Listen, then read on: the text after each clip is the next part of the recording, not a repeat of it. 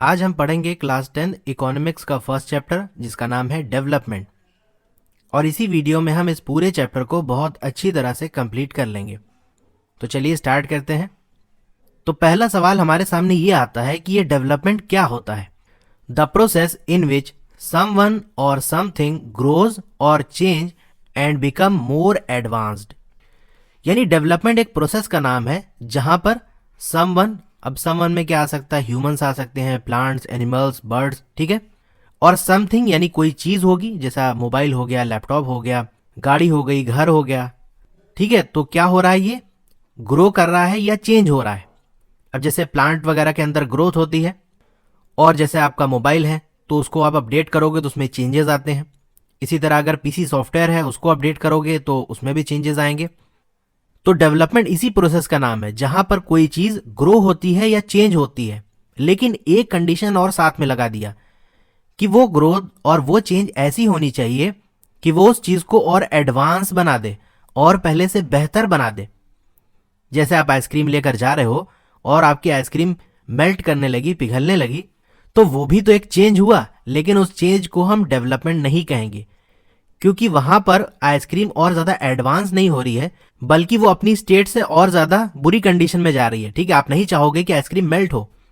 तो ऐसा ग्रोथ और ऐसी चेंज जो उस चीज को और ज्यादा एडवांस बना दे, इसी प्रोसेस को हम डेवलपमेंट कहते हैं। आई होप आपको ये डिफिनेशन समझ में आ गई होगी और याद भी हो गई होगी।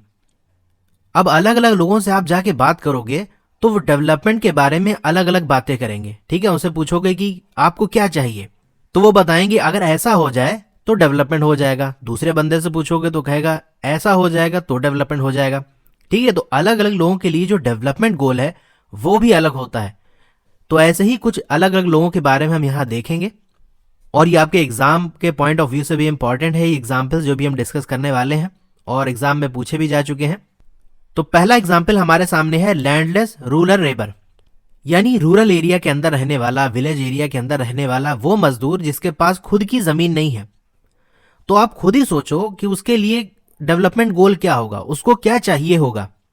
तो उसके पास खुद की जमीन तो है नहीं कि वो अपने में खेती कर ले, तो वो कहीं दूसरी जगह जाके मजदूरी करेगा, दूसरे के लिए काम करेगा। तो वो चाहेगा कि ज्यादा दिन हमको काम मिले, क्योंकि जिस दिन वो खाली बैठेगा, कोई काम नहीं मिलेगा, उस दिन पैसा नहीं मिलेगा। तो ज्यादा दिन उसको काम मिले और उसको बेटर वेजेस मिले, यानी उसके काम का उसको अच्छा खासा पैसा मिले। और जहां वो रहता है वहां के जो लोकल स्कूल है वो उसके बच्चों को क्वालिटी एजुकेशन प्रोवाइड कर सके। आज की डेट में कोई आदमी कैसा भी हो, चाहे वो मजदूर हो या कोई सा भी काम करने वाला हो, हर कोई ये चाहता है कि मेरे बच्चे पढ़ सके, उनको अच्छी एजुकेशन मिल सके। तो वो भी ये चाहेगा कि उसके बच्चे एक क्वालिटी एजुकेशन हासिल कर सके। और क्या चाहेगा कि उसके साथ कोई भी डिस्क्रिमिनेशन ना हो, समाज में उसके साथ कोई भी भेदभाव ना हो, उसको बराबर का दर्जा मिले, और वो भी विलेज के अंदर लीडर बन सके। भाई जनरली विलेजेस के अंदर लीडर कौन बनता है? जिसके पास ज्यादा पैसा होता है, ज्यादा जमीन होती है, ज्यादा पावर होती है, वही लीडर बनते हैं। तो वो ये चाहेगा कि मैं भी लीडर बन सकूं। यहां पर अमीर गरीब, कम पावर वाला, ज्यादा पावर वाला, ये ना देखा जाए, बल्कि सबको एक ही प्लेटफॉर्म पे रखा जाए ताकि कोई भी लीडर बन सके। अगला एग्जाम्पल हमारे सामने है prosperous farmer from Punjab. Prosperous यानी जो सक्सेसफुल है, और एक तरह से हम कह लें कि अमीर किसान की बात हो रही है यहां पर। तो ऐसे किसान के लिए डेवलपमेंट गोल क्या होगा? भाई सीधी सी बात है, वो ये तो नहीं चाहेगा कि उसको मजदूरी ज्यादा मिले या ज्यादा दिन उसको काम मिले, क्योंकि उसकी खुद की जमीन है, वो कहीं दूसरी जगह जाके उसका मजदूरी करने की जरूरत नहीं है। तो इसके डेवलपमेंट गोल अलग होंगे उस लेबर से जिसका अभी हमने डिस्कस किया। ये क्या चाहेगा? Assured a high family income, उसकी फैमिली की जो इनकम है वो ज्यादा हो। किस तरह? Through higher support price. अब ये सपोर्ट प्राइस क्या होता है?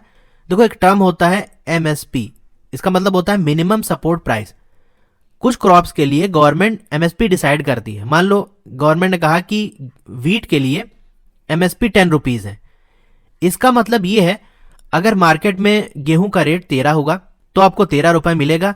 लेकिन इन केस एमएसपी से कम हो जाता है, यानी हमने अगर 10 लिया है, तो अगर मार्केट में गेहूं का रेट कम हो जाता है, 9 हो जाता है, 8 हो जाता है, तो भाई किसान को नुकसान हो जाएगा। जितने कम रेट में वो बिकेगा उसको, उतना उसको प्रॉब्लम होगी।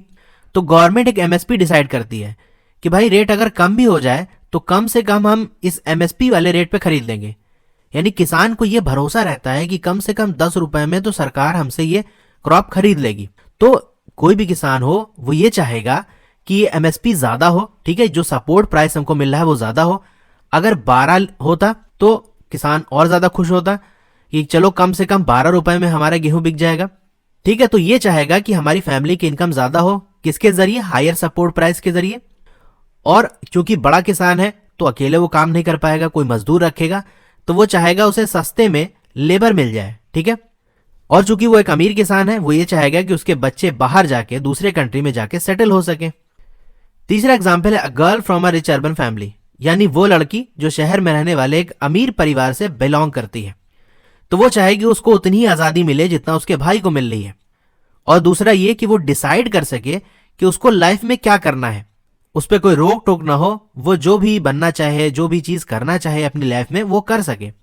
तो उसका ये गोल होगा और वो बाहर कंट्री में जाकर अपनी स्टडीज कर सके, अपनी पढ़ाई कर सके। अब जरूरी नहीं कि ये पॉइंट आपको याद करना है, बस आप अपने आप को उस कंडीशन में रख के देखो और खुद सोचो कि मुझे क्या चाहिए होगा, मेरे लिए क्या डेवलपमेंट गोल होगा। एक लेबर की जगह अपने आप को रख के देखो, एक फार्मर की जगह रख के देखो, a girl from a rich family, इसकी जगह अपने आप को रख के देखो, तो खुद अपने आप आंसर ढूंढ लोगे कि मुझे क्या चाहिए होगा। तो ये चीज तो हमने देख ली कि different person can have different development goals, यानी अलग अलग लोगों के डेवलपमेंट गोल अलग हो सकते हैं। जैसे हमने 3 लोगों के देखे, उनके डेवलपमेंट गोल अलग थे। इस बात को हम दूसरी तरह से ये कह सकते हैं, different person have different notions of development. Notion का मतलब विचार, सोच, यानी अलग अलग लोगों की डेवलपमेंट के बारे में सोच अलग है।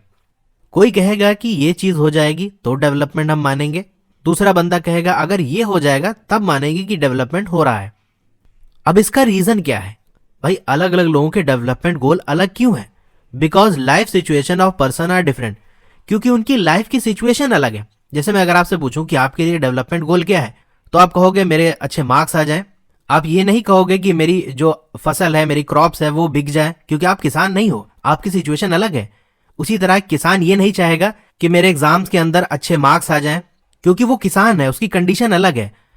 तो हर किसी की सिचुएशन लाइफ की अलग है, उसके हिसाब से वो डिसाइड करता है उसको क्या चाहिए, क्या चीज उसके लिए डेवलपमेंट है, ठीक है। तो because life situation of person are different, life situation लोगों की अलग है। डिफरेंट पर्सन में हैव कॉन्फ्लिक्टिंग डेवलपमेंट गोल। अब देखो डिफरेंट तो है, अलग अलग लोगों की डेवलपमेंट गोल अलग है, लेकिन कभी कभी क्या होता है कि डेवलपमेंट गोल कॉन्फ्लिक्ट भी करते हैं, यानी टकराते हैं। टकराने का क्या मतलब है, जैसे किसी बंदे के लिए ये चीज डेवलपमेंट है, वो कहेगा ऐसा हो जाए तो डेवलपमेंट है, और उसी चीज को दूसरा बंदा कहेगा नहीं, अगर ऐसा होगा तो डेवलपमेंट नहीं होगा। यानी वही चीज एक के लिए डेवलपमेंट हो और दूसरे के लिए वही चीज डेवलपमेंट ना हो, तो हम कहेंगे ये कॉन्फ्लिक्टिंग है। यानी अगर वो चीज होगी तो भाई एक को तो फायदा होगा लेकिन दूसरे को नुकसान होगा, तो इसी को हम कहते हैं कॉन्फ्लिक्टिंग डेवलपमेंट गोल। तो यही बात यहां पर लिखी हुई है, व्हाट में बी डेवलपमेंट फॉर वन, एक के लिए जो डेवलपमेंट है वो दूसरे के लिए डेवलपमेंट नहीं है। और कभी कभी क्या होता है, ये डिस्ट्रक्टिव भी होता है, यानी एक के लिए तो वो डेवलपमेंट है और दूसरे के लिए वो तबाही वाला है। तो आपकी बुक में जो एग्जाम्पल दिया हुआ है उसी से हम समझते हैं। To get more electricity industrialist want more dams. अब ज्यादा इलेक्ट्रिसिटी के लिए एक इंडस्ट्री वाला ये चाहेगा कि ज्यादा से ज्यादा डैम बने, क्योंकि डैम से इलेक्ट्रिसिटी बनेगी। तो इसके लिए तो ये चीज डैम का बनना डेवलपमेंट है। लेकिन जो वहां पर ट्राइबल लोग रह रहे हैं, जिस रिवर पे भी डैम बनेगा उसके आसपास जो लोग रह रहे हैं, जो आदिवासी लोग रह रहे हैं, जिनका घर है, जिनकी जमीन है, उनका तो घर वगैरह पानी में डूब जाएगा और उनको वहां से डिस्प्लेस होना पड़ेगा, वहां से छोड़ के जाना पड़ेगा। तो उनके लिए तो यही चीज डेवलपमेंट नहीं है। यानी मान लो ये रिवर है और इसके दोनों साइड ट्राइबल लोग रहते हैं, आदिवासी लोगों का घर है, जमीन है। अब मान लो इस रिवर पे यहां पर डैम बन गया तो क्या होगा, पानी आगे आ नहीं पाएगा, पानी रुक जाएगा तो पीछे की तरफ फैल जाएगा कुछ इस तरह से।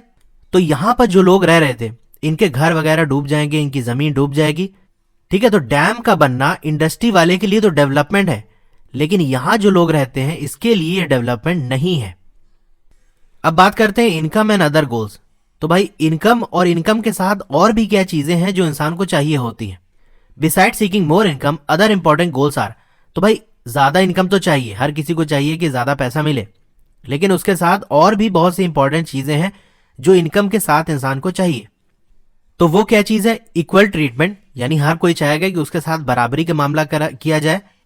और क्या चाहेगा कि उसको फ्रीडम मिले, आजादी मिले। ऐसा ना हो कि ऐसी जॉब मिल गई तो पैसा तो बहुत ज्यादा मिल रहा है लेकिन आपसे 15 घंटे काम कराया जा रहा है, 20 घंटे काम कराया जा रहा है, तो आपकी फ्रीडम कहाँ रह गई? आप सिर्फ काम करोगे, बस काम के लिए रह गए।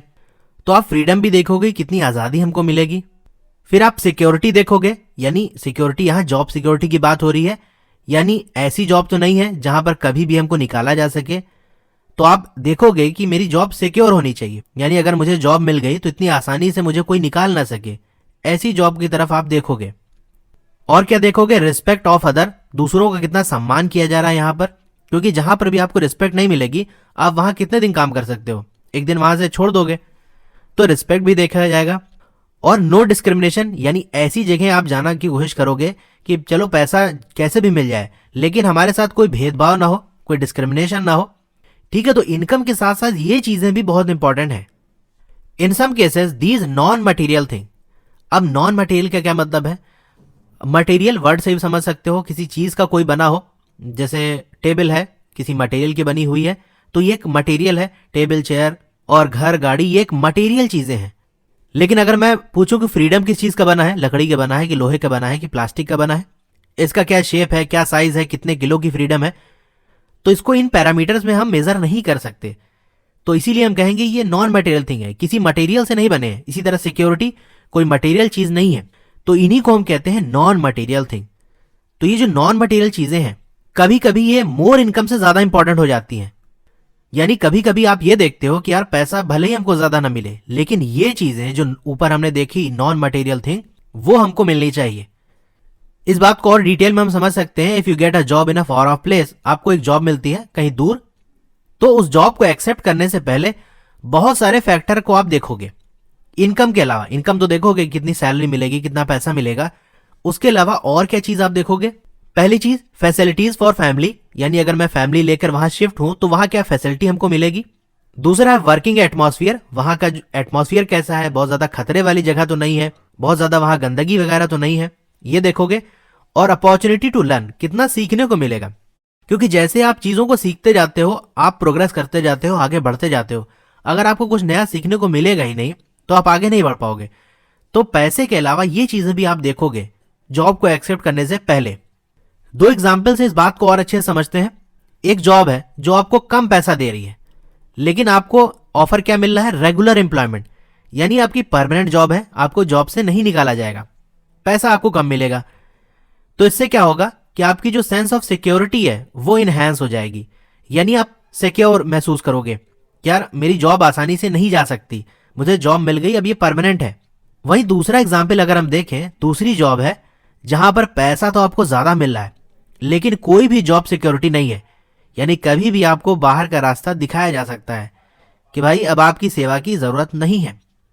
Also leave no time for your family, और इतना ज्यादा आपके ऊपर वर्कलोड है, इतना ज्यादा काम है वहां पर कि आपको फैमिली के लिए टाइम ही नहीं मिलेगा। तो इससे प्रॉब्लम क्या होगी? एक तो आपका सेंस ऑफ सिक्योरिटी कम हो जाएगी, क्योंकि हर वक्त आपको ये डर लगा रहेगा कहीं जॉब से निकाला ना जाए, और दूसरी बात आपकी फ्रीडम भी कम हो जाएगी। तो आप कौन सी जॉब चाहोगे? ऑब्वियसली यार पहली वाली चाहोगे कि यार पैसा चलो कम मिलेगा, लेकिन कम से कम जॉब सिक्योरिटी तो है, फैमिली को टाइम तो दे सकता हूं। ठीक है, तो हम ये कह सकते हैं quality of life also depend on non material thing, यानी आपकी लाइफ की क्वालिटी कैसे होगी ये नॉन मटेरियल चीजों पर भी डिपेंड करती है, सिर्फ पैसे पे ही डिपेंड नहीं करती। तो डेवलपमेंट के लिए people look at mix of goal.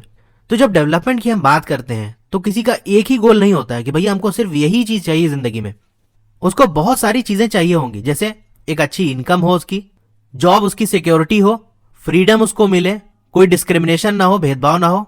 ठीक है, तो डेवलपमेंट के लिए आप एक ही चीज नहीं देखते बल्कि आप मिक्स ऑफ गोल देखते हो। ठीक है, बहुत सारी चीजें आपको चाहिए होती हैं।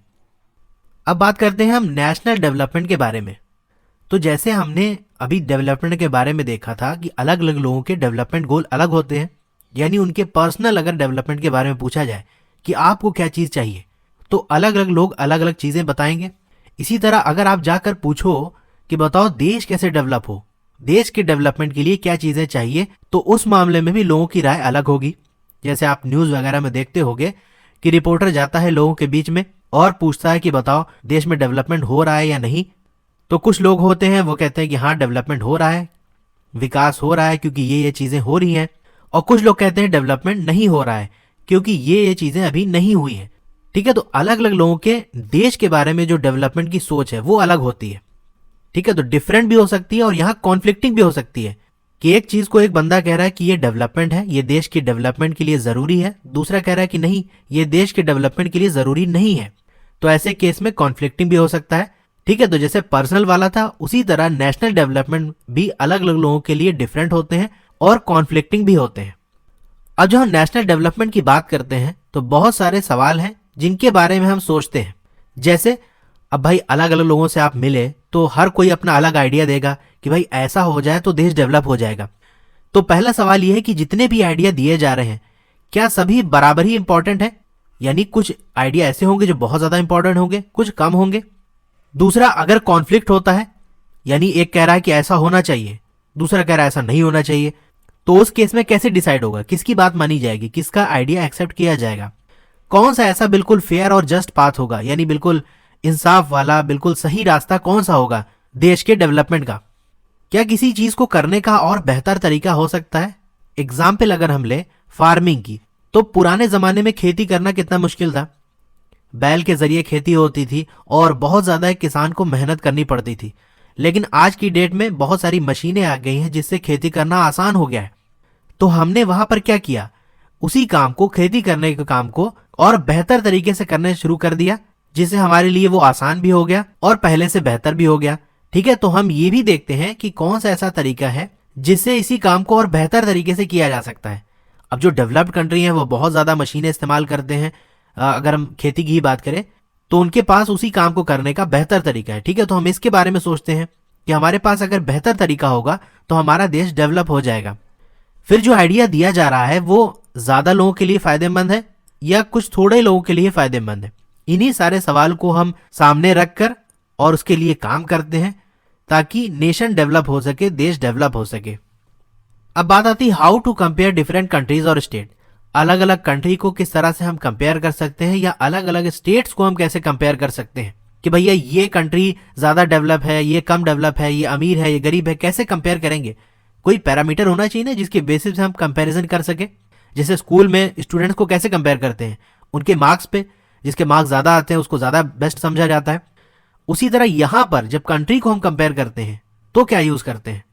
तो भाई जैसे दुनिया के अंदर हम लोगों को क्लासिफाई करते हैं कि ये अमीर लोग हैं, रिच पीपल है, और ये मिडिल क्लास वाले हैं, और ये गरीब लोग हैं, पुअर पीपल। ठीक है, किस बेसिस पे, इनकम की बेसिस पे, कि जो ज्यादा पैसा जिसके पास होगा वो रिच होगा, जिसके पास कम होगा वो पुअर होगा। इसी तरह जब हम कंट्रीज को कंपेयर करते हैं तो किस बेसिस पे करते हैं, इनकम के बेसिस पे, कि किस कंट्री की इनकम कितनी है, कम है कि ज्यादा है, उसके बेसिस पे। और ऐसा क्यों करते हैं भाई, सिंपल से अंडरस्टैंडिंग वाली बात है। अगर आपकी इनकम ज्यादा होगी इसका मतलब आप ज्यादा वो चीजें खरीद सकते हो जो एक इंसान को जरूरत है। पैसा ज्यादा तो ज्यादा चीजें खरीदी जा सकती हैं जो इंसान की जरूरत है। जो भी लोग चाहते हैं और जो उनके पास होनी ही चाहिए वो ज्यादा इनकम की वजह से हम खरीद सकते हैं। भाई हमें कोई चीज पसंद है, हम लाइक कर रहे हैं और हम कहते हैं यार ये चीज अपने पास होनी चाहिए, तो वो कैसे हासिल होगी, ज्यादा इनकम के जरिए। ज्यादा इनकम होगी तो ज्यादा चीजें हम ले सकते हैं, सीधी सी बात है। इसीलिए हम इनकम से कंपेयर करते हैं। अब ये टोटल इनकम ऑफ कंट्री क्या होता है, income of all the resident of the country. देश में जितने भी लोग रहते हैं उन सब की इनकम को, उन सब की सैलरी को जोड़ लिया जाए तो वही होता है टोटल इनकम ऑफ कंट्री। तो हम ये तो समझ गए कि भाई इनकम की वजह से हम कंट्री को कंपेयर करेंगे। लेकिन जब कंट्रीज को हम कंपेयर करते हैं तो टोटल इनकम बहुत ज्यादा यूजफुल नहीं माना जाता, यानी टोटल इनकम के बेसिस पे हम कंपैरिजन नहीं करते। क्यों नहीं करते, एग्जाम्पल से हम समझते हैं। जैसे ये दो घर हैं, इस वाले घर की जो टोटल इनकम है, पूरे घर में जितने लोग हैं सबकी कमाई मिला लिया जाए तो आता है भैया 50,000। इस वाले घर की जो टोटल इनकम है वो है 40,000।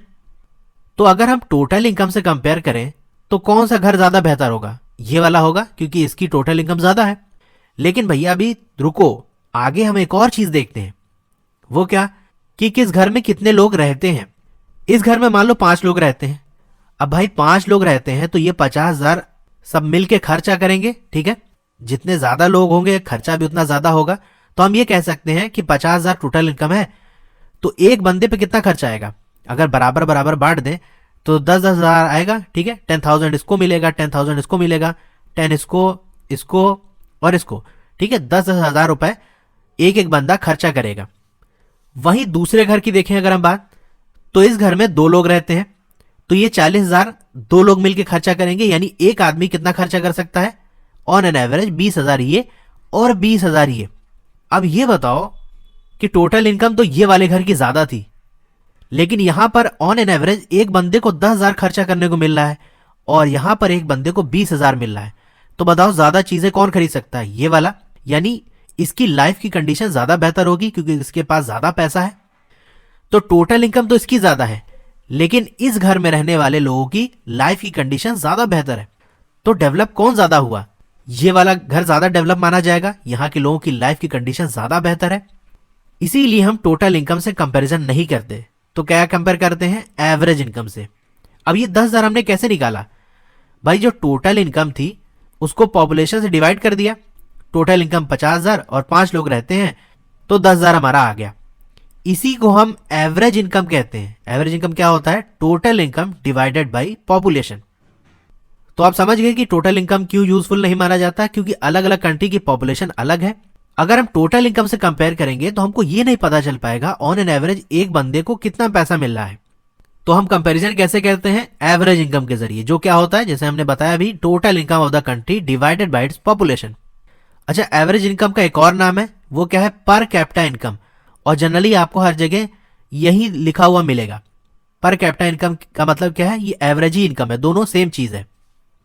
अब एक बैंक है जिसका नाम है वर्ल्ड बैंक, वो एक रिपोर्ट जारी करता है, वर्ल्ड डेवलपमेंट रिपोर्ट, यानी उसमें यह बताता है कि कौन सा कंट्री कितना ज्यादा डेवलप्ड है। किसकी बेसिस पे, उसके पर कैपिटा इनकम की बेसिस पे, यानी एवरेज इनकम कितनी है उसी के बेसिस पे रिपोर्ट बनाई जाती है। तो ये जो लिखा है इसको मैंने ऐसे टेबल में कन्वर्ट कर दिया ताकि याद रखना आसान हो जाए। तो अगर जिन कंट्री की जो पर कैपिटा इनकम है या एवरेज इनकम है वो 12,056 यूएस डॉलर, ठीक है, रुपीज में हम कैलकुलेट नहीं करते बल्कि किसमें करते हैं, यूएस डॉलर में। तो जिन कंट्री की जो पर कैपिटा इनकम है वो 12,056 यूएस डॉलर से ज्यादा है उन्हें हम रिच कंट्री कहेंगे, और जिनकी 955 यूएस डॉलर से कम है उसे हम कहेंगे ये लो इनकम वाले कंट्री है, यानी ये गरीब देश है। अब इंडिया कहाँ आता है भैया, इंडिया अपना आता है लो मिडिल इनकम, यानी ये बीच वाली जो पूरी रेंज है ये मिडिल वाली है। मिडिल को भी अगर हम 2 हिस्से में बांट दें तो ये लो मिडिल आएगा और ये हाई मिडिल आएगा। तो अपना कंट्री लो मिडिल वाले में आता है। खुद ही देख लो यार, ये लगभग कितना है, 1,000 है, और ये राउंड ऑफ करीब करें तो 2,000 आएगा, और ये 12,000, तो मिडिल क्या आएगा 6,000, तो ये तो 2,000 पीछे ही आएगा ना। तो लो मिडिल वाले में इंडिया आता है। वैल्यू इतना इंपॉर्टेंट नहीं है, लेकिन ये बात ध्यान रखनी है आपको कि इंडिया किस में आता है, लो मिडिल इनकम वाले कंट्री में। 2017 का रिकॉर्ड देखें तो। अब इस एवरेज इनकम को और डिटेल में हम समझते हैं। While averages are use for comparison they also hide disparity. अब एवरेज इनकम को तो हम यूज करते हैं, क्यों यूज करते हैं उसका रीजन भी हमने देख लिया, लेकिन इसके अंदर भी कुछ कमियां हैं, डिस्पैरिटीज हैं, और यहां से डायरेक्ट एग्जाम में क्वेश्चन आया, यही लाइन लिखी है और पूछा है कि एक्सप्लेन करिए। तो क्या कमियां हैं इसको हम देखते हैं। तो ये टेबल है, टेबल आपको याद नहीं रखना, बस समझना है इसको। 2 कंट्री की हम बात कर रहे हैं, कंट्री ए और कंट्री बी। आसानी के लिए हम ये मान के चल रहे हैं कि दोनों कंट्री में 5-5 लोग रहते हैं, कंट्री ए में 5 लोग, कंट्री बी में 5 लोग। अब यहां पर देखो सबकी इनकम लिखी हुई, कौन कितना कमाता है। अब कंट्री ए की एवरेज इनकम निकालने के लिए हमको क्या करना पड़ेगा, इन सब की इनकम को जोड़ लो और पॉपुलेशन से डिवाइड कर दो। कितने लोग हैं, 5 लोग, तो 5 से डिवाइड हो जाएगा। करने के बाद कैलकुलेट ये आएगा 10,000। कंट्री बी की भी इसी तरह निकालेंगे, इन सब को जोड़ लेना है और 5 से डिवाइड कर देना है, आएगा आपका 10,000।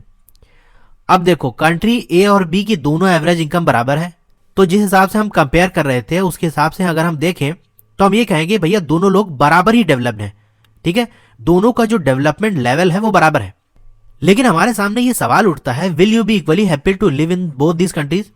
क्या दोनों कंट्री में रहने वाले लोग बराबर खुश हैं, यानी अगर आप वहां उस कंट्री में होते, कंट्री ए में या बी में, तो दोनों जगह आप बराबर खुश होते। क्या हम ये कह सकते हैं दोनों बराबर ही डेवलप्ड हैं? क्योंकि ये देखो अगर कंट्री ए की बात करें तो यहां पर सबकी इनकम देखो लगभग एक जैसी है, ये 9,500, ये 10,000, ये भी 10,000 करीब, ये 10,000, ये भी 10,000 के करीब, ठीक है, तो सबकी इनकम लगभग बराबर है, यानी यहां पर ना बहुत ज्यादा कोई अमीर है ना बहुत ज्यादा गरीब है। वहीं कंट्री बी में देखो 4 लोगों की तो भैया जिंदगी बहुत बुरी हालत में है, इतनी कम इनकम 500 बस, और एक बंदा तो सेठ बन के बैठा हुआ है 48,000, तो एक आदमी बहुत ज्यादा अमीर है और बाकी 4 लोग बहुत ज्यादा गरीब हैं। तो सीधी सी बात है, हम कहेंगे यार कंट्री बी अच्छा नहीं है। अगर ए से कंपेयर करें तो बी तो अच्छा नहीं है, लेकिन एवरेज इनकम से तो ये दोनों बराबर आ रहे थे। इसका मतलब एवरेज इनकम में यही एक कमी है। क्या कमी है? कि इनकम किस तरह से बटी है लोगों में, ये हमको नहीं पता चल पाता, किसको कम मिला है किसको ज्यादा मिला है। एवरेज इनकम सबको एक लेवल पे बराबर कर देती है कि ऑन एन एवरेज सबको इतना ही मिला है। अब एग्जाम में अगर ये क्वेश्चन आए तो आप ऐसे टेबल बना देना, जरूरी नहीं कि यही वाला टेबल बनाओ, इसको वैल्यू याद करने की जरूरत नहीं है। सिंपल आप खुद से बना सकते हो। जैसे मैं बनाऊं, अगर कंट्री ए हो गया, शॉर्ट में मैं लिख रहा हूं कंट्री बी हो गया। हम मान के चलते हैं यहाँ पर 3 ही लोग रहते हैं दोनों कंट्री में, ठीक है। बिल्कुल आसान सा टेबल में बना रहा हूं, बहुत ज्यादा बड़ा बनाने की जरूरत नहीं है। अब पहला बंदा कंट्री ए के अंदर 1000 रुपए कमाता है, दूसरा 900 कमाता है और तीसरा 1100 कमाता है, ठीक है। एवरेज कितना आएगा? सबको जोड़ोगे 3000 डिवाइडेड बाय पॉपुलेशन कितना है 3, तो 1000 एवरेज आ जाएगा, ठीक है। अब बी का भी हमको एवरेज इनकम बराबर ही रखना है, तभी तो हम कंपेयर करेंगे। लेकिन यहां पर इनकम लगभग हम सबकी बराबर नहीं रखेंगे, 2 लोगों की बहुत कम रखते हैं और 1 लोग की बहुत ज्यादा। तो हम मान लेते हैं, कुछ भी मान सकते हो, इसकी 100 है और ये 200 है, तो कितना बचा? 2700 बचा, तभी 3000 होगा। उसको हम 3 से डिवाइड करेंगे तो 1000 आ जाएगा, ठीक है। तो ये टेबल भी इस तरह से बना सकते हो कोई भी वैल्यू लेके। अब हम रीजन क्या लिखेंगे? Even though both the countries have identical average income, यानी दोनों की एवरेज इनकम तो एक ही जैसी है, बराबर ही है, लेकिन कंट्री ए को प्रेफर किया जाएगा। ज्यादा बेहतर किसको माना जाएगा? कंट्री ए को, क्योंकि यहां पर बहुत ज्यादा इक्विटेबल डिस्ट्रीब्यूशन है, लगभग बराबर बराबर पैसा बटा हुआ है। इस कंट्री में लोग ना बहुत ज्यादा अमीर है ना बहुत ज्यादा गरीब है। वहीं अगर कंट्री बी की बात करें तो ज्यादातर लोग यहां पर गरीब हैं और एक बंदा बहुत ज्यादा अमीर है। तो हम ये कह सकते हैं कि एवरेज इनकम यूजफुल तो है कंपैरिजन के लिए, लेकिन हमको ये नहीं बताता how this income is distributed among people. लोगों में ये इनकम किस तरह से बटी है, किसको कम मिला है किसको ज्यादा मिला है, ये हमको नहीं पता चलता। तो एवरेज इनकम की ये एक कमी है। अब बात करते हैं इनकम एंड अदर क्राइटेरिया। तो ये बात तो आप समझ गए कि भैया एवरेज इनकम से ही सिर्फ काम नहीं चलेगा, और भी चीजें हमें देखनी पड़ेगी, क्योंकि एवरेज इनकम में तो कमी है। तो जब हम किसी देश की या किसी रीजन की बात करते हैं तो इनकम के अलावा, एवरेज इनकम के अलावा और भी बहुत सारी इंपॉर्टेंट चीजें हैं जिसे हम देखते हैं। अब ये टेबल देखो, टेबल याद नहीं करना, टेबल से हम एक बात समझते हैं। इसे देख के आपको क्या लग रहा है? पर कैपिटा इनकम किसकी ज्यादा है? हरियाणा की ज्यादा है, ठीक है। तो अगर हम पर कैपिटा इनकम के हिसाब से यानी एवरेज इनकम के हिसाब से देखें तो हरियाणा को यह माना जाएगा कि ये सबसे ज्यादा डेवलप्ड है और बिहार सबसे कम डेवलप्ड है, ठीक है। एवरेज इनकम देख के तो भैया यही पता चलता है। लेकिन हम और ज्यादा चीजें जब देखते हैं, उस स्टेट के बारे में और ज्यादा चीजें जानने की कोशिश करते हैं, तो हमको ये पता चलता है। ये टेबल हमारे सामने है। तो इन तीनों स्टेट का सर्वे किया गया और भी ज्यादा चीजें जानने की कोशिश की गई, जैसे आपका इन्फेंट मोर्टेलिटी रेट हो गया, लिटरेसी रेट हो गया। पहले इन वर्ड को समझते हैं, फिर यहां पर आते हैं। तो इन्फेंट मोर्टेलिटी रेट क्या होता है? IMR क्या होता है? इसमें यह होता है कि 1000 बच्चे अगर पैदा हुए तो कितने बच्चे ऐसे थे जो 1 साल से पहले जिनकी डेथ हो गई, यानी अपना फर्स्ट बर्थडे भी नहीं मना पाया और उनकी डेथ हो गई। तो 1000 में कितने बच्चे थे? यानी अगर मैं कहूं IMR 30 है, इसका मतलब ये है कि अगर 1000 बच्चे पैदा हुए थे तो उसमें से 30 बच्चे 1 साल से पहले मर गए, डेथ हो गई उनकी। तो हर साल का ये रिकॉर्ड निकाला जाता है। तो 1 साल में ऐसा कितने बच्चे थे? 1000 के रेशियो में हर 1000 पे कितने बच्चे मरे, यही हमारा IMR होता है, ठीक है। लिटरेसी रेट क्या होता है? Measure the proportion of literate population in 7 and above age group. 7 साल और 7 साल से बड़े जितने लोग हैं उनमें कितने लोग लिटरेट हैं। लिटरेट मतलब जो लिखना पढ़ना जानते हैं, ठीक है। तो कितने % ऐसे लोग हैं, तो वो लिटरेसी रेट हो गया। नेट अटेंडेंस रेशियो क्या होता है? 14 से 15 साल की जितने भी बच्चे हैं उनमें कितने % बच्चे ऐसे हैं जो स्कूल जा रहे हैं, ठीक है। जैसे मान लो 1 लाख बच्चे हैं और 90,000 बच्चे हैं जो स्कूल जा रहे हैं, तो हम क्या कहेंगे? नेट अटेंडेंस रेशियो कितना होगा? 90% होगा, ठीक है, क्योंकि 1 लाख में से 90,000 लोग स्कूल जा रहे हैं। लेकिन एज ग्रुप क्या होनी चाहिए? 14 से 15, इसके बीच की एज ग्रुप होनी चाहिए। उन्हीं लोगों का हम निकालेंगे। तो अब इस टेबल की बात करें, IMR सबसे बेहतर किसका है? केरला का बेहतर है। क्यों? क्योंकि यहां सबसे कम बच्चे मर रहे हैं। भाई हम यही चाहेंगे ना, बच्चे कम से कम मरे। तो यहां 10 ही बच्चे मर रहे हैं, हर 1000 में से सिर्फ 10 बच्चों की ही डेथ हो रही है। और लिटरेसी रेट की बात करें तो यहां पर भी केरला टॉप पे है। 94% लोग ऐसे हैं जो पढ़े लिखे हैं। नेट अटेंडेंस रेशियो देखें तो यहां पर भी हर 100 में से, यानी ये भी परसेंट की ही बात करें, तो यहां पर भी केरला टॉप करता है, यानी 83% बच्चे स्कूल जा रहे हैं 14 से 15 ईयर एज ग्रुप में। तो भैया पर कैपिटा इनकम तो हरियाणा की ज्यादा बेहतर है, लेकिन बाकी पैरामीटर्स अगर हम देखें तो वो केरला का बेस्ट है। इसका मतलब केरला में रहने वाले लोगों की लाइफ की कंडीशन ज्यादा बेहतर है। एवरेज इनकम भले ही कम है, लेकिन उनकी कंडीशन ज्यादा बेहतर है। तो इसीलिए हम और चीजों को भी देखते हैं कि भैया वहां रहने वाले लोगों की क्या कंडीशन है। पैसा बहुत ज्यादा है, लेकिन अगर लोगों की डेथ हो रही है और लोग पढ़े लिखे नहीं है, स्कूल नहीं जा रहे हैं, तो हम कैसे उसको कह दें कि ये डेवलप्ड है। ठीक है, इसीलिए हम इनकम के साथ और भी चीजें देखते हैं, तब जाकर हम ये कंक्लूजन निकालते हैं कि कौन सा स्टेट या कौन सा कंट्री ज्यादा डेवलप है, कौन सा कम है। अब बात करते हैं पब्लिक फैसिलिटी। अगर आपके जेब में पैसा है तो जरूरी नहीं है कि वो आप सारी चीजें खरीद सको, सारे गुड्स और सर्विस हासिल कर सको जो कि आपको अच्छा रखने के लिए जरूरी है। ठीक है, यानी सिंपल अगर कहें तो पैसे से हर चीज नहीं खरीद सकते, आप हर चीज हासिल नहीं कर सकते। जैसे अगर आपके पास पैसा है तो आप पोल्यूशन फ्री इन्वायरमेंट नहीं हासिल कर सकते। जैसे दिल्ली के अंदर बहुत ज्यादा पोल्यूशन है, जो लोग रहते होंगे वो जानते हैं कि आपके पास पैसा बहुत है, लेकिन इस पोल्यूशन से नहीं बच सकते आप। ठीक है, आप ऐसा नहीं कर सकते कि पैसा देकर एक सेफ एनवायरनमेंट आप हासिल कर लो जहां पर पोल्यूशन ना हो, क्योंकि एक ऐसी चीज है कि जब मिलेगी तो सभी को मिलेगी, अगर नहीं मिलेगी तो किसी को नहीं मिलेगी। और चीजें जैसे होती है, एक अच्छा मोबाइल हो गया, अच्छा घर हो गया, ये तो पैसे से खरीदा जा सकता है कि भाई जिसके पास पैसा होगा वो ये चीजें हासिल कर लेगा, जिसके पास कम होगा नहीं कर पाएगा। लेकिन ऐसा एनवायरनमेंट जहां पर पोल्यूशन नहीं है, वो अमीर और गरीब को नहीं देखता। मिलेगा तो वहां पर रहने वाले सभी को मिलेगा, नहीं मिलेगा तो किसी को नहीं मिलेगा। दूसरी चीज, पैसा है तो ये गारंटी नहीं ली जा सकती कि आपको अनएडल्ट्रेटेड मेडिसिन मिल जाए। एडल्ट्रेटेड का मतलब मिलावट वाली, अनएडल्ट्रेटेड का मतलब जिसमें मिलावट ना हो, यानी प्योर मेडिसिन, ओरिजिनल मेडिसिन, जिसे हम कहते हैं जेन्युइन मेडिसिन है। तो पैसा है तो जरूरी नहीं कि आपको ओरिजिनल वाली मेडिसिन मिल जाए। आप गए मार्केट के अंदर और जाकर आपने पैसा देकर मेडिसिन खरीद लिया, आप भी खरीदोगे, गरीब आदमी भी उसी मेडिसिन को मान लो खरीद रहा है। तो पैसा है तो ये जरूरी नहीं कि आपको ओरिजिनल मेडिसिन मिल ही जाएगी। ठीक है, अगर मार्केट में लोकल मेडिसिन आ गई तो आपके पास कितना ही पैसा हो, आप तक वो मेडिसिन आप खरीदोगे तो हो सकता है आपको वो लोकल वाली ही मिल जाए। ठीक है, तो इससे भी आप नहीं बच सकते। फिर अगर आपके पास पैसा है तो ये जरूरी नहीं है कि आप इन्फेक्शियस डिजीज, जैसा कि आपका कोरोना हो गया, तो कोविड से आप नहीं बच सकते। ठीक है, कितने देश के प्राइम मिनिस्टर, प्रेसिडेंट को कोरोना हो गया, बड़े बड़े लोगों को कोरोना हो गया। तो अगर पैसे से इस बीमारी से बचाव हासिल कर सकते तो उनको ना होता। तो इसका मतलब पैसे से आप बीमारी से भी बचाव नहीं कर सकते। जो इन्फेक्शन वाली बीमारी होती है, जो फैलती है, जैसे कि कोविड हो गया, उससे आप नहीं बच सकते। तो भैया ये सारी चीजें मिलेंगी कैसे? पैसे से नहीं खरीद सकते तो हासिल कैसे होगी? तो सबसे बेहतर तरीका यह होता है, सबसे बेस्ट रास्ता और सबसे सस्ता रास्ता यह है कि इन सारी चीजों को, ये जो गुड्स और सर्विसेज हैं, उसको हम कलेक्टिवली प्रोवाइड कर दें। यानी गवर्नमेंट और लोग मिलजुल कर एक ऐसा इन्वायरमेंट बनाए जहां पर पोल्यूशन कम से कम हो। तो ये सबको मिलकर करना पड़ेगा और इसका फायदा सभी को होगा, क्योंकि नुकसान भी साथ में सबको हो रहा है तो फायदा भी सभी को होगा। इसी तरह गवर्नमेंट ये देखे कि लोकल मेडिसिन तो नहीं आ रही है, जो डिपार्टमेंट है इसके लिए बनाए गए हैं वो ऑफिसर्स जाकर अलग अलग जगह पर इंस्पेक्शन करें और देखें कि कहीं लोकल मेडिसिन मार्केट में तो नहीं आई। क्योंकि हर बंदा तो मेडिसिन लेकर रिसर्च करेगा नहीं कि लेबोरेटरी में जाके चेक करे कि मेडिसिन ओरिजिनल है कि नहीं। इसके लिए जो डिपार्टमेंट बना है वही काम करेगा। तो अगर लोकल मेडिसिन को मार्केट से हम हटा देंगे तो इसका फायदा सभी को मिलेगा, और रहेगी तो नुकसान सभी को होगा। इसी तरह अगर सभी कोई मास्क लगाएंगे, सोशल डिस्टेंसिंग बना के रखेंगे, तो इस कोरोना से बच सकते हैं, यानी कोई भी इन्फेक्शन वाली डिजीज है उससे बच सकते हैं। तो ठीक है, ये वो सारी चीजें हैं जो पैसे से नहीं खरीदी जा सकती, लेकिन अगर किसी को मिलेंगी तो सबको मिलेंगी, उस एरिया में रहने वाले सभी को फैसिलिटी मिलेगी। तो इसीलिए चाहा जाता है कि कलेक्टिवली मिला जुलाकर सबको मिल जाए ये चीज। तो यही होता है पब्लिक फैसिलिटीज।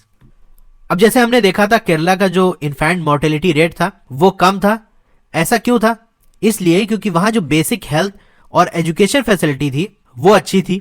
ठीक है, वहां हेल्थ के लिए अच्छे हॉस्पिटल थे जिससे बच्चों की डेथ कम हो रही थी, वहां पर अच्छे स्कूल थे और इस तरह से लोगों को स्कूल जाने के लिए मोटिवेट किया जा रहा था। तभी वहां की कंडीशन हमें अच्छी देखने को मिली। अब मान लो कि आपके पास बहुत पैसा है, किसी आप ऐसी जगह रहते हो जहां पर अच्छा हॉस्पिटल नहीं है। अब इमरजेंसी में आपको हॉस्पिटल जाना है तो आप वहीं आसपास के जो हॉस्पिटल होंगे उसी में जाओगे, क्योंकि आपको इमरजेंसी है। तो अगर अच्छा हॉस्पिटल नहीं होगा तो हो सकता है आपका इलाज अच्छे से ना हो पाए। ठीक है, तो केरला क्यों बेस्ट है? इसलिए क्योंकि वहां पर हेल्थ फैसिलिटीज अच्छी प्रोवाइड की जा रही है, एजुकेशन फैसिलिटी अच्छी प्रोवाइड की जा रही है। इसी तरह बहुत सारे स्टेट में पब्लिक डिस्ट्रीब्यूशन सिस्टम होता है, पीडीएस जिसे हम कहते हैं, यानी राशन वगैरह की दुकान। तो अगर आपका राशन कार्ड होगा तो आप वहां से जाकर जो अनाज वगैरह है वो सस्ते रेट पे हासिल कर सकते हो। ठीक है, बहुत कम रेट होता है जिससे गरीब आदमी भी हासिल कर सके। तो जहां पर भी पीडीएस वाला सिस्टम होगा वहां पर रहने वाले लोगों की जो हेल्थ और न्यूट्रिशनल स्टेटस होगा वो सीधी सी बात है बेटर हो जाएगा, क्योंकि हर किसी तक वो चीजें मिल पा रही हैं जो हेल्दी रखने के लिए जरूरी हैं, और जितने भी न्यूट्रिएंट्स की जरूरत होती है एक इंसान को, वो गरीब से गरीब इंसान तक पहुंच पा रहा है। अब बात करते हैं बॉडी मास इंडेक्स, जिसे हम बीएमआई कहते हैं। क्यों हम फाइंड करते हैं इसे, क्यों वैल्यू निकालते हैं? इसलिए ताकि हम पता कर सकें if we are properly nourished, यानी जितने न्यूट्रिएंट्स की हमें जरूरत है वो हमको मिल रहा है कि नहीं। अगर कम मिलेगा तो हमारा बीएमआई कम होगा, और अगर ज्यादा मिल रहा है तो बीएमआई ज्यादा होगा। तो ये कंपैरिजन के लिए यूज होता है। ये इसका फॉर्मूला है, यानी वेट को आप केजी में ले लो और हाइट को आप मीटर में ले लो। अब वेट को हाइट के स्क्वायर से डिवाइड कर दो तो आपका बीएमआई आ जाएगा। अब इसकी कोई एग्जैक्ट वैल्यू नहीं होती, जो आपके एनसीईआरटी की पुरानी एडिशन है उसमें तो एक वैल्यू दे दी थी, लेकिन आप नई एडिशन देखोगे, जो नई एनसीईआरटी बुक है उसके अंदर आपको बुक के पीछे बिल्कुल टेबल दिया हुआ है। तो वहां पर आपकी एज क्या है, यानी कितना ईयर हुआ और कितना मंथ हुआ, उस हिसाब से आप टेबल में जाकर खुद देख सकते हो कि आपका बीएमआई कम है या ज्यादा है, कितना होना चाहिए। ठीक है, तो इसकी वैल्यू कोई फिक्स नहीं है कि हाँ इतना हम कहेंगे तो इतना होना चाहिए। जैसे ये टेबल है तो एक नॉर्मल रेंज होगी। अब इसमें कुछ फिक्स नहीं है कि भाई ये वैल्यू नॉर्मल की है, इसके बीच में होना चाहिए। ये डिपेंड करता है आपके जेंडर पे और आपकी एज पे, आपकी हाइट, इस पे डिपेंड करता है। तो अगर नॉर्मल रेंज से आपका कम आ रहा है, ठीक है, आप जब टेबल देखोगे अपनी वैल्यू निकालोगे और देखोगे कि नॉर्मल से अगर कम आ रहा है तो हम कहेंगे ये मैल नरिश्ड है, यानी जितने न्यूट्रिएंट्स की जरूरत है वो नहीं मिल पा रहा है। अंडर वेट, यानी जितना वजन होना चाहिए। भाई सीधी सी बात है, बीएमआई किस पे डिपेंड करेगा? वेट पे। अगर वेट कम होगा तो बीएमआई भी कम हो जाएगा, कम हो जाएगा तो नॉर्मल सीधर पहुंच जाएगा। तो इसका मतलब आपका वेट जितना होना चाहिए उतना नहीं है। या तीसरा वर्ड क्या यूज किया जाता है? Under nourished. ठीक है, और बीच वाला नॉर्मल हो गया। और अगर बीएमआई आपका नॉर्मल से ज्यादा आ रहा है तो हम कहेंगे ओबेसिटी, यानी आप मोटे हो। अब बात करते हैं हम ह्यूमन डेवलपमेंट रिपोर्ट। ये क्या होता है? तो पहली बात, इसे पब्लिश कौन करता है? यूएनडीपी, जिसका फुल फॉर्म होता है यूनाइटेड नेशन डेवलपमेंट प्रोग्राम, यानी यूनाइटेड नेशन का डेवलपमेंट के बारे में ये सारा काम देखता है। और ये एक रिपोर्ट जारी करता है जिसे हम कहते हैं ह्यूमन डेवलपमेंट रिपोर्ट। क्योंकि देखिए, कोई भी डेवलपमेंट हो उसको हमने ह्यूमन से जोड़ा हुआ है। भाई बहुत बड़ी बिल्डिंग बन गई, बहुत अच्छी सड़कें बन गई, लेकिन अगर लोगों की कंडीशन अच्छी नहीं है तो ऐसे डेवलपमेंट का हम क्या करेंगे? तो इंसान को बिल्कुल सेंटर में रखा गया है कि सारे डेवलपमेंट किसके लिए किए जा रहे हैं? इंसान के लिए। तो इसीलिए ह्यूमन डेवलपमेंट रिपोर्ट बनाई जाती है। अब ये जो रिपोर्ट है ये कंट्रीज को कंपेयर करता है किस बेसिस पे? एजुकेशन लेवल, वहां का हेल्थ स्टेटस कैसा है, और पर कैपिटा इनकम। यानी खाली पर कैपिटा इनकम नहीं देखा जाता, उसके साथ साथ देखा जाता है वहां का एजुकेशन कैसी है और वहां के लोगों की हेल्थ कैसी है। इसकी बेसिस पे ये जो यूएनडीपी है एक रिपोर्ट तैयार करता है जिसे हम ह्यूमन डेवलपमेंट रिपोर्ट कहते हैं। तो अब हम बात करते हैं कॉम्पोनेंट ऑफ एचडीआई। ठीक है, एचडीआई का मतलब होता है human development I for index. ठीक है, ह्यूमन डेवलपमेंट इंडेक्स लिखा हो या ह्यूमन डेवलपमेंट रिपोर्ट लिखा हो, दोनों एक ही चीज है। ठीक है, तो ये एग्जाम में आ चुका है क्वेश्चन, 3 मार्क्स में आया हुआ है। तो 3 पॉइंट आपको उसमें लिखने थे कि आपको बताइए components of human development index. ठीक है, या तो आपसे लिख दिया जाए कि what are the parameters of the human development index या रिपोर्ट। ठीक है, तो आप खुद से समझ लेना कि बात क्या हो रही है। तो वैसे तो एग्जाम में 3 मार्क्स का आया था, लेकिन मैंने यहाँ 5 पॉइंट लिख दिए हैं कि इन केस अगर 5 मार्क्स में आए तो भी आप इस क्वेश्चन को अच्छे से अटेम्प्ट कर सको। तो पहला कॉम्पोनेंट क्या है? Life expectancy. It denotes average expected length of life of person at time of birth. अब होता क्या है, किसी जगह पर मान लो किसी कंट्री में कोई बच्चा पैदा हुआ तो एक अंदाजा लगाया जाता है कि ये बच्चा जो पैदा हुआ है ये कितने साल तक जिएगा, इसकी लाइफ कितनी होगी। अब ये कोई ऐसे ना तुक्का नहीं लगाया जाता कि हाँ 50 साल जिएगा, 60 साल जिएगा, बल्कि ये कैसे निकाला जाता है? हम ये देखते हैं उस कंट्री में एवरेज लोग कितना साल जी रहे हैं, कितनी एज पे लोगों की एवरेज डेथ हो रही है। जैसे किसी कंट्री के अंदर 70 साल पे ऑन एन एवरेज लोगों की डेथ हो रही है, तो हम ये कहेंगे उस कंट्री में जो बच्चा पैदा होगा उसकी भी एवरेज लगभग यही उम्मीद कर सकते हैं कि वो 70 साल तक जिएगा। कोई कंट्री बहुत ज़्यादा अच्छा है, बहुत ज़्यादा वहाँ पर हेल्थ फैसिलिटी है, तो वहाँ की एज मान लो 90 है, एवरेज लोगों की लाइफ 90 ईयर्स है, तो वहां पर उस कंट्री में भी जो बच्चा पैदा होगा उसके बारे में हम यही कहेंगे कि ऑन एन एवरेज इसका लाइफ एक्सपेक्टेंसी 90 ईयर्स होगा। ठीक है, तो आप समझिए कैसे निकालते हैं। तो जितना ज्यादा लाइफ एक्सपेक्टेंसी होगा उतना ही आपका ये HDI जो है वो बेटर होगा, यानी जो ह्यूमन डेवलपमेंट इंडेक्स है उतना ही ज्यादा बेटर होगा, क्योंकि हर कोई चाहेगा कि हम ज्यादा जिए। दूसरा है लिटरेसी रेट, ये तो हमने देख लिया। पर कैपिटा इनकम भी हमने देख लिया है। इन्फेंट मोर्टेलिटी रेट ये भी देख लिया है। अब लास्ट हम देखते हैं मीन ईयर ऑफ स्कूलिंग। ये क्या होता है? Average number of completed year of education of countries population age 25 years and older, यानी 25 साल से ज्यादा जितने लोग हैं, ठीक है, 25 साल एज हो या उससे ज्यादा, तो हमको पहले यह पता करना है कि कितने लोग हैं जिनकी एज 25 साल या उससे ज्यादा है। फिर उन लोगों ने कितना साल एजुकेशन में लगाया। मान लो 12 साल आपने स्कूल में लगाया, ठीक है, 1 to 12 आपने पढ़ाई की, उसके बाद आपने 4 साल बीटेक किया, टोटल 16 हो गया। तो इस तरह से सबका जोड़ लिया जाता है और एवरेज निकाला जाता है। ठीक है, जितने लोग हैं वह उससे डिवाइड कर देंगे तो हमको यह पता चल जाएगा ऑन एन एवरेज एक बंदा कितना साल अपने एजुकेशन में लगाता है। यही होता है मीन ईयर्स ऑफ स्कूलिंग। ठीक है, तो ये हमारा ये कॉम्पोनेंट हो गया। अब बात करते हैं सस्टेनेबिलिटी ऑफ डेवलपमेंट। क्या होता है ये? तो सस्टेनेबल डेवलपमेंट क्या होता है? ये एक ऐसा डेवलपमेंट होता है that meets the need of present without compromising the ability of future generation to meet their own needs. यानी सस्टेनेबल डेवलपमेंट ऐसा डेवलपमेंट है जहां अभी जो लोग हैं, हम लोग अपनी जरूरत तो पूरा कर लें, लेकिन आगे आने वाली जो जनरेशन है 50 साल 100 साल बाद, उनके लिए भी रिसोर्सेज बचे रहें। ऐसा ना हो कि सारा पेट्रोल हम यूज कर गए, सारा डीजल यूज कर गए, सारा कोल, सारे मेटल्स हम यूज कर गए और 50 साल बाद 100 साल बाद लोगों के लिए ये चीजें हो ही ना। तो हम यही चाहेंगे ऐसा डेवलपमेंट हो कि हम भी इस्तेमाल कर लें और आगे आने वाली जनरेशन भी उसे इस्तेमाल कर सके, उनके लिए भी हम बचा सकें। तो अब सवाल उठता है कि कैसे अचीव किया जाएगा सस्टेनेबल डेवलपमेंट। तो वैसे तो आपके बुक में जो लिखा हुआ है वो पूरे पैराग्राफ के फॉर्म में है। मैंने यहां पर पॉइंट वाइज कन्वर्ट कर दिया है ताकि आपको याद रखना समझना सब आसान हो जाए। पहली चीज, reduce over exploitation of resources. जो बहुत ज्यादा रिसोर्स को हम एक्सप्लॉइट कर रहे हैं, उनकी बर्बादी कर रहे हैं, उसको हमें कम करने की जरूरत है। और ये कैसे होगा? Planning of resources required. उसके लिए प्लानिंग की जरूरत है, क्योंकि अगर प्लान नहीं करेंगे तो बर्बादी होगी। Recycling and reuse of resources. अब रिसाइकलिंग क्या हो गया? जैसे आपका मेटल हो गया, प्लास्टिक हो गया, इसको रिसाइकिल किया जा सकता है।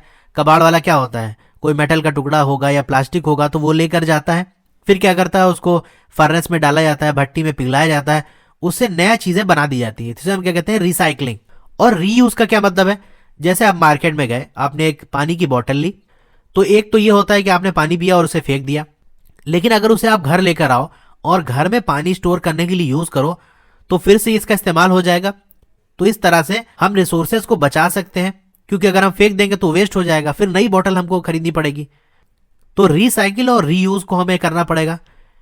फिर प्रमोशन ऑफ एनर्जी कंजर्वेशन, यानी एनर्जी को बचाने का हमें प्रमोट करना पड़ेगा। किस तरह से? एक तो हम खुद की अपनी जो इंडिविजुअल व्हीकल है उसकी जगह पब्लिक ट्रांसपोर्ट यूज करें, जैसे अपनी खुद की गाड़ी ना इस्तेमाल करें बल्कि जो बस वगैरह है उसका इस्तेमाल करें। और अगर इलेक्ट्रिसिटी का हमको काम नहीं है, जैसे कहीं पर फैन चल रहा है या लाइट जल रही है, अगर हमको काम नहीं है तो उसे हम स्विच ऑफ कर दें, बंद कर दें, वेस्ट में फालतू में ना चले। और पावर सेविंग डिवाइसेस का हम इस्तेमाल करें। जैसे पहले क्या होता था, 100 वाट का बल्ब होता था, पावर उसकी 100 वाट होती थी लेकिन रोशनी बहुत कम होती थी। उसके बाद क्या आया? आपका CFL आया, इसकी पावर और कम हो गई और ब्राइटनेस और अच्छी हो गई। अब क्या आया है? LED आया है, इसमें पावर और कम हो गई। अगर आप 20 वाट का LED ट्यूबलाइट या बल्ब लेकर आओगे तो पूरा कमरा रोशन हो जाएगा। इनफैक्ट ये 100 वाट के बल्ब से ज्यादा रोशनी देगा। तो हमने क्या किया? पावर सेविंग डिवाइसेस का इस्तेमाल किया, जहां पावर कम यूज हो। पावर कम यूज होगी तो रिसोर्स भी कम यूज होंगे, तो इस तरह से वो चीज ज्यादा दिन तक हमारी चल सकती है। फिर maximising the use of renewable resources. जो हमारे रिन्यूएबल रिसोर्सेज है, यानी वो रिसोर्स जो फिर से नए हो जाते हैं, कभी खत्म नहीं होते, उसका हमें ज्यादा ज्यादा इस्तेमाल करना है। जैसे आपका सोलर एनर्जी हो गया, विंड एनर्जी हो गया, टाइडल एनर्जी हो गया। अब ऐसा थोड़ी ना कि सोलर एनर्जी खत्म हो जाएगी, किसी दिन सूरज की रोशनी खत्म हो जाएगी या हवा चलना बंद हो जाएगी या लहरें उठना बंद हो जाएगी, ये तो हमेशा चलती रहेगी। तो अगर इस पे हम डिपेंड हो गए, इससे हम एनर्जी बनाने लगे, तो ये हमेशा चलेगी। तो इस तरह से हम सस्टेनेबल डेवलपमेंट को हासिल कर सकते हैं, क्योंकि आपका जो नॉन रिन्यूएबल रिसोर्स है वो एक दिन खत्म हो जाएगा। ठीक है, अब जो आपका रिन्यूएबल रिसोर्स है उसको भी आपको ओवर यूज नहीं करना है कि भैया रिन्यूएबल रिसोर्स है जितना चाहे इस्तेमाल कर लो। बहुत सारे रिन्यूएबल रिसोर्स भी ऐसे होते हैं जिनको हिसाब से यूज किया जाता है। एग्जाम्पल अगर हम लें ग्राउंड वाटर का, अगर हम if you use more than what is replenished by rain then we would be over using the resource. अब मान लो ये जमीन है और इसके नीचे यहां पर अंडरग्राउंड में पानी है, ठीक है। अब यहां पानी कैसे पहुंचता है भाई, बारिश होती है तो पानी जाता है यहां पर, फिर ट्यूबवेल के जरिए, हैंडपंप के जरिए, कुएं के जरिए इस पानी को हम निकाल लेते हैं। अब मान लो बारिश हुई और 100 लीटर वाटर नीचे जमीन के नीचे गया, अंडरग्राउंड में स्टोर हुआ, लेकिन हमने इससे ज्यादा निकाल लिया, मान लो 150 लीटर हमने निकाल लिया, तो क्या होगा, धीरे धीरे जो पानी का लेवल है वो कम होता जाएगा, क्योंकि जितना पानी अंदर जा नहीं रहा उससे ज्यादा हम निकाल रहे हैं। तो इसी को हम कहते हैं ओवर यूज, कि जितना बारिश के जरिए रिप्लेनिश नहीं हो पा रहा है उससे ज्यादा हम निकाल ले रहे हैं, तो हम कहेंगे कि हम ओवर यूज कर रहे हैं। तो रिन्यूएबल रिसोर्सेज का भी ओवर यूज नहीं होना चाहिए, उसको भी हिसाब से यूज करना चाहिए। और हम रेन वाटर हार्वेस्टिंग कर सकते हैं, यानी अपना छत वगैरह पे जो पानी बरसता है उसको पाइप के जरिए अंडरग्राउंड में पहुंचा दें, ताकि अंडरग्राउंड वाटर वो ज्यादा स्टोर हो सके। ठीक है, तो इन जरियों से, इन तरीकों से हम सस्टेनेबल डेवलपमेंट कर सकते हैं। ओके, तो ये आकर यहाँ पर हमारा चैप्टर पूरी तरह से कंप्लीट हो जाता है और हमने बहुत डिटेल में, बहुत अच्छी तरह से इस पूरे चैप्टर को कंप्लीट कर लिया।